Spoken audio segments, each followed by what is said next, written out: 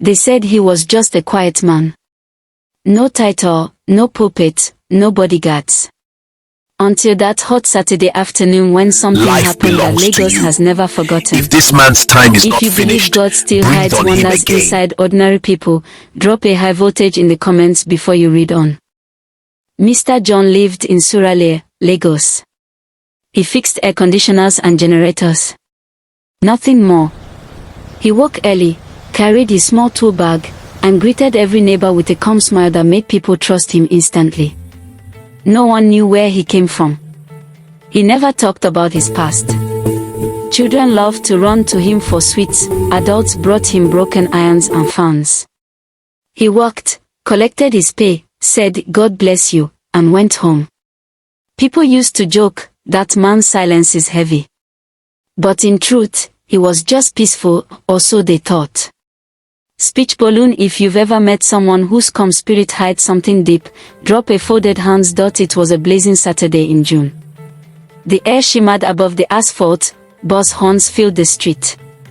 Mr. John was repairing a faulty freezer inside Mom Ngozi's shop when a scream shattered the noise.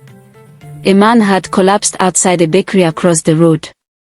Within seconds, a crowd gathered, curious faces, phones filming, voices shouting. "Make una give am space," someone yelled. Another shouted, "Call hospital." The man on the ground was young, maybe 30. His eyes were open but empty, his chest didn't move. Someone whispered, "He don't die." The word spread through the crowd like smoke. Mr. John dropped his spanner. Something inside him trembled, a pull he couldn't explain. He crossed the road slowly, his heart pounding louder than the sirens that never came. He knelt beside the body. People murmured, "Who is this one?" "No doctor." "No, oh, not the AC repairman." Mr. John didn't hear them. He placed his hand gently on the man's wrist. Cold. Still. He whispered, almost to himself, "Lord, show mercy." The air changed, faint at first, like the hum before rain. Those standing near felt it, some stepped back.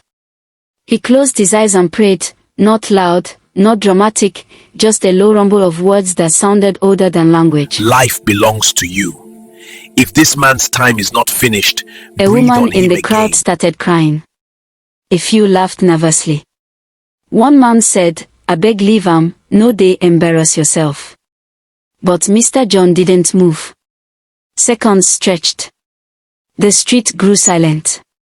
Even the generators nearby seemed to pause. Then, a sound. Faint, broken, the gasp of someone surfacing from deep water. The dead man's chest rose once, fell, and rose again. Screams. People jumped back. Others ran. Someone dropped his phone. Another shouted, "Jesus." He did breathe. The young man coughed violently and rolled to his side, eyes wide, confused. Mr. John opened his eyes slowly, wiped his forehead, and whispered, "Thank you, Father." He stood and walked away before anyone could stop him. The revived man kept coughing, clutching at life like a gift he'd forgotten how to hold. Speech balloon. If this part gave you chills, drop a flushed face or a God still walks. Within hours, videos flooded social media. Man raised from the dead in Surulere. Comments flew, fake. Real miracle. Where is the man? Reporters came. Pastors debated. Skeptics mocked. But no one could find Mr. John. He had quietly closed his shop and traveled out of Lagos. 6. The search. 3 weeks later, a journalist named Ada Obi traced him to a small town in Ogun State. She found him repairing a borehole pump. "Sir, the world wants to know how you did it." He smiled faintly. "I didn't do anything. Life returns because mercy." She pressed further. "Are you a prophet? A healer?"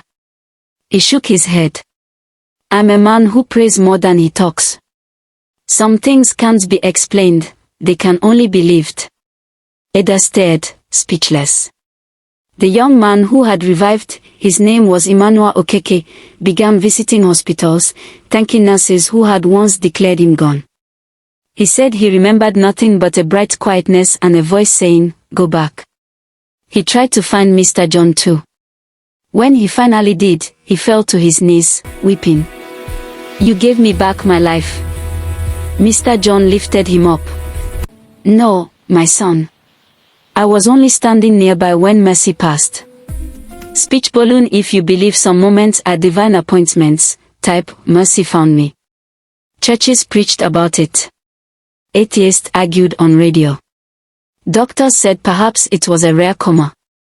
But deep down, everyone knew they had witnessed something different. Lagos moved on, but the memory stayed, that hush before the gasp, that ordinary man who refused to seek attention. Some started saying he carried an ancient gift. Others said he was an angel hiding as a technician. Mr. John never answered questions. He simply lived quietly, helping widows fix lights, praying with children at dusk. Months later, Ada Obi received a handwritten letter. Inside it read, "When the world sees wonder, it asks how. When faith sees wonder, it whispers thank you.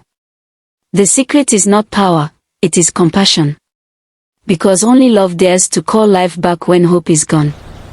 No signature, only J at the bottom. Years passed. The bakery where the man fell now bears a small plaque. On this spot, June 14, 2024, a man stood between life and death, and hope chose life. Breathe on him again. Every evening, people stop to read it. Some shake their heads, others pray silently. But everyone lives believing that somewhere in the crowd of ordinary faces, wonders still walk among us. Ebb Moral. Not all power shouts. Some power simply kneels, whispers, and steps aside. If your gift ever surprises you, use it to heal, not to boast. Because true strength is silent, and real miracles are born from compassion. Sparkling Heart. Speech balloon. If this story touched your spirit today, type "Mercy Speaks" in the comments. Tag someone who still believes in the impossible. And share this story to remind others that light still walks our streets. Sparkles.